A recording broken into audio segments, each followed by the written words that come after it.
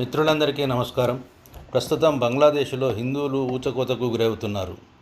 మనం వారి జనాభా కనుక చూసినట్టయితే 1901లో హిందువుల జనాభా 33%, 1951లో 22%, 2023లో 7.5%గా ఉన్నారు.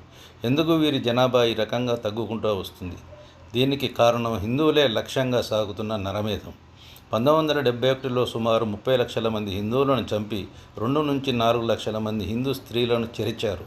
ఈ నరమేధం బెంగాలీ హిందువులే లక్ష్యంగా సాగుతూ వస్తుంది.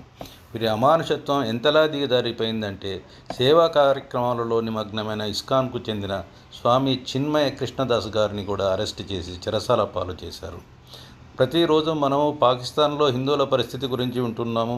ఇప్పుడు బంగ్లాదేశ్లో హిందువుల పరిస్థితి చూస్తున్నాము. మనమ కనుక ఇదే సెక్యులర్ పాట పాడుకుంటూ పోతే అతి తొందరలో మనకు కూడా ఇదే పరిస్థితి దాపురించే అవకాశాలు చాలా ఎక్కువగా ఉన్నాయి. కావున మిత్రులందరూ కులాన్ని ఇంటివరకే పరిమితం చేసి మనం అందరం హిందువులు అనే భావన కలిగిన నాడే మనకు మనుగడ, మన జాతికి మనుగడ. భారత్ మాతాకి జై.